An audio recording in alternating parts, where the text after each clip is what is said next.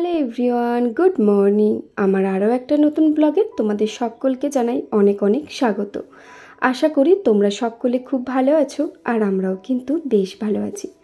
আজকের বারটি ছিল বুধবার, আর এখন ঘড়ির কাঁটায় বেজে গেছে ঠিক সকাল 9টা। আর এখন থেকে তোমাদেরকে সাথে নিয়ে আমি আমার আজকের দিনটি শুরু করলাম। আজকে ঘুম থেকে উঠেছিলাম ওই সকাল 6টার দিকে। ঘুম থেকে উঠে সমস্ত কাজবাজ শেষ করে সোনামাকে খাইয়েও দিয়েছি। আর ভিডিও শুরুতেই তো তোমরা দেখলে সোনামা গেল তার ছোটদি ভাইয়ের বাড়িতে বেরু করতে। আর এই সময় আমি সোজা চলে এসেছি রান্নাঘরে, কারণ গলাতে না প্রচণ্ড ব্যথা ছিল, যার কারণে একটু উষ্ণ গরম জল খাবো। প্রথমে গ্যাসটা ভালো করে মুছে 1 গ্লাসের মতো উষ্ণ গরম জল চাপিয়ে দিয়েছিলাম, আর এখন চলে এসেছি জলটা খেতে।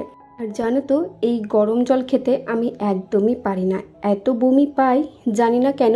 যে কোনো পাতা বাটার রস বলো, এই গরম জল বলো, আমি একদমই খেতে পারি না। তবে কি আর করব, বাধ্য হয়ে খাচ্ছি, যেহেতু শরীর একদমই ভালো ছিল না বলে। তবে জানো তো, এই গরম জলটা খেয়ে অনেকটাই বলতে পারো সুস্থ হয়ে গেছি। কারণ হচ্ছে, যদি আমি এই গরম জলটা না খেতাম তাহলে হয়তো আমার গলা ব্যথা করতো, বা গলা হয়তো ফুলে যেত, বা হয়তো কথা বলতে পারতাম না। তবে আগের থেকেই ব্যবস্থা নিয়েছিলাম বলে শরীর কিন্তু বেশ ভালো আছে। তো সকালে স্নান করার পর আমি কাপড় চোপড়গুলো ব্যালকনিতে মেলেছিলাম, কারণ এত বৃষ্টি হচ্ছিল, মনেই হচ্ছিল না যে ওয়েদার আজকে স্বাভাবিক হবে বলে। তবে একটু বেলার দিকে দেখলাম যে না, ওয়েদার ঠিকঠাক হয়েছে, আর মনে হচ্ছে দেখে যে রোদ বেরোবে বলে। তাই দেখো, বেশি আর দেরি না করে সমস্ত কাপড় চোপড় ছাদে নিয়ে গিয়ে এক এক করে মেলে দিলাম।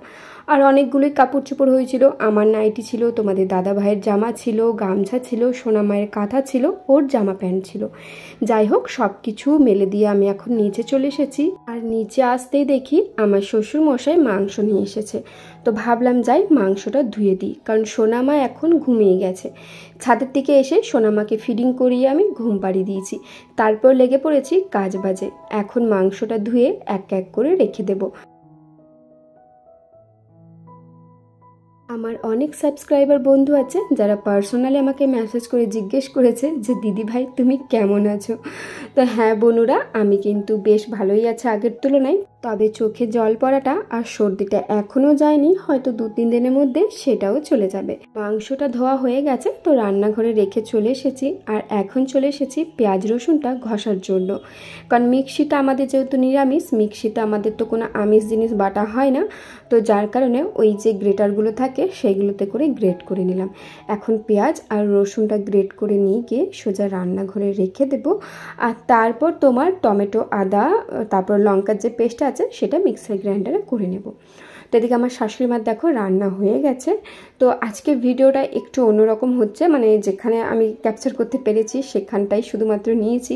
বুঝতেই পারছো, এই দিন আমার শরীর খুব একটা ভালো ছিল না, এই মুহূর্তে গায়ে জ্বর ছিল, যার কারণে আমি ভিডিও সেভাবে করতে পারিনি।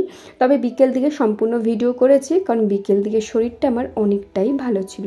এই যে শাশুড়ি মায়ের এখন মাংস হয়ে গেছে, সেই মাংসটাই দেখছিল যে সেদ্ধ হয়েছে কিনা।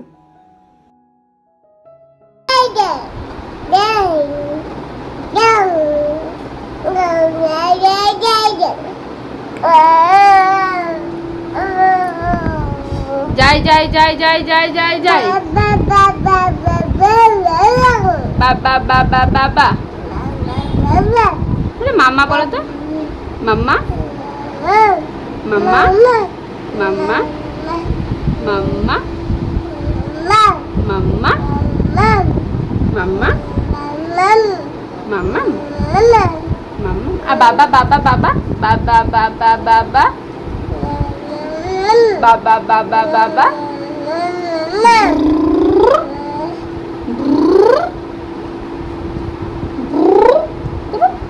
গাড়ি তো দেখা বাবার গাড়ি।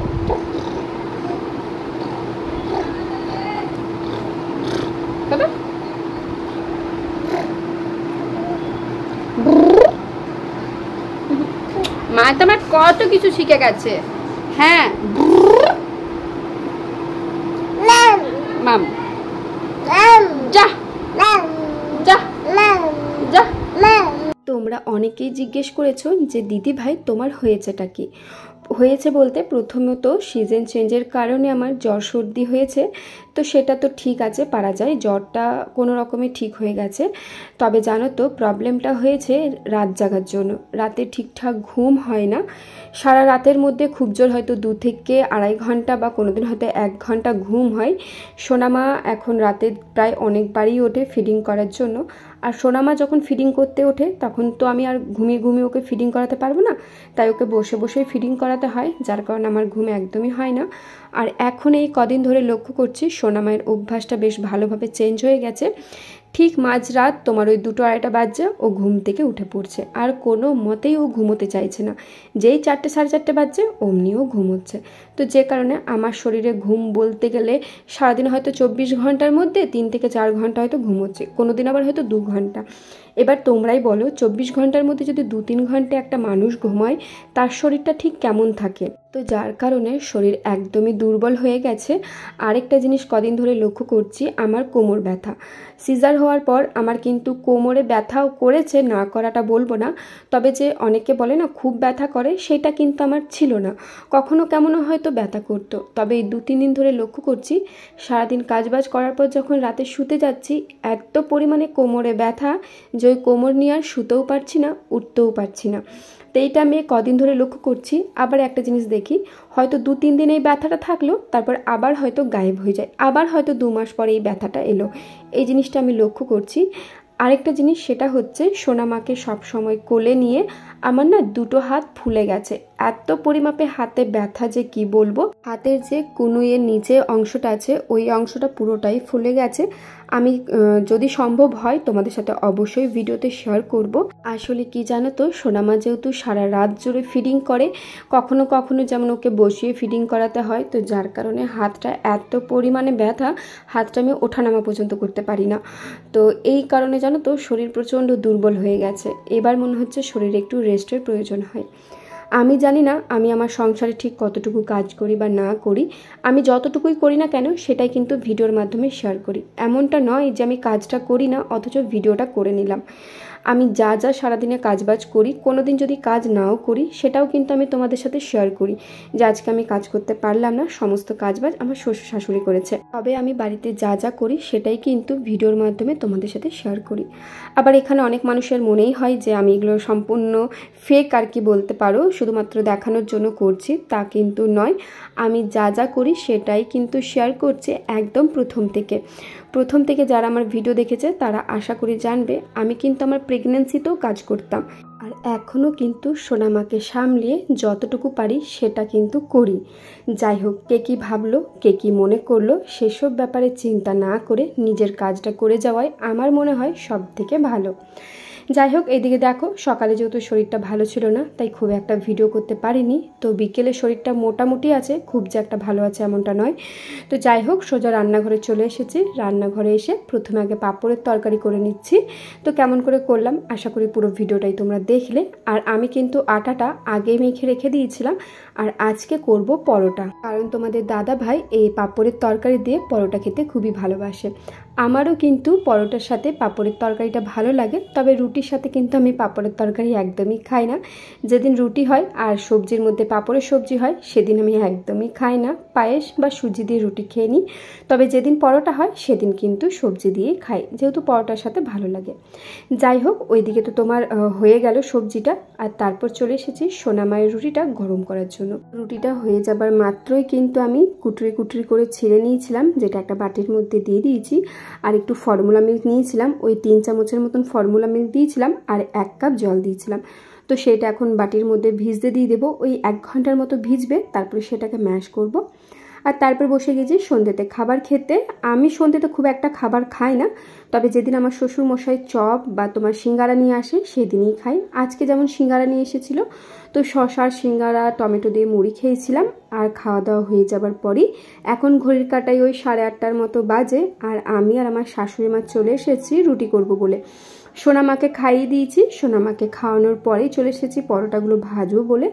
আমার শাশুড়ি মা বেলে দিচ্ছে আর আমি এক এক করে সমস্ত পরোটাগুলো ভেজে দেব। আচ্ছা বন্ধুরা, তোমরা আমাকে একটা কথা বলো তো, যারা আর কি নতুন মা হয়েছো, যাদের আর কি সন্তানের বয়স আমার সোনা মায়ের মতো, তোমাদেরও কি সন্তানকে সবসময় কোলে নিয়ে বা ফিডিং করাতে করাতে কি হাতে প্রচণ্ড ব্যথা বা হাত ফুলে গেছে?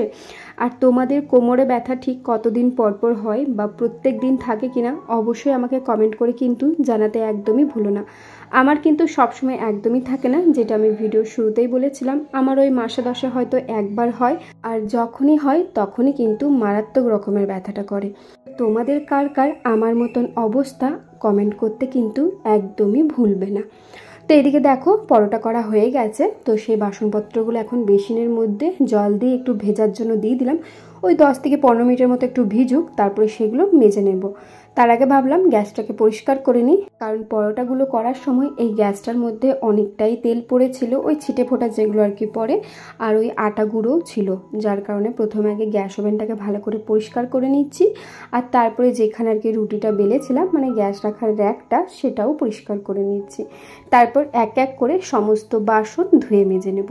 তবে জানো তো, আমাদের এই বেসিনটাতে বাসন ধুতে এত অসুবিধা হয় যে কি বলবো, যেহেতু বেসিনটা অনেকটাই ছোট, নর্মাল যেগুলো থাকে তার তুলনায় যেহেতু অনেকটাই ছোট, তাই বাসন ধোয়া মাজা করতে খুবই অসুবিধা হয়। তাহলে বন্ধুরা, আজকের ভিডিওটা এত দূরেই রাখলাম। ভালো লেগে থাকলে অবশ্যই like, comment, share and subscribe করে আমার পাশে থেকো। চ্যানেলে যদি কেউ নতুন ভিউয়ার্স হয়ে থাকো, অবশ্যই চ্যানেলটিকে সাবস্ক্রাইব করে যেও। তাহলে চলো আজকের মতো আসি, দেখা হচ্ছে খুব শীঘ্রই অন্য কোনো নতুন ব্লগে। ততক্ষণ সবাই খুব ভালো থেকো, সুস্থ থেকো, সাবধানে থেকো।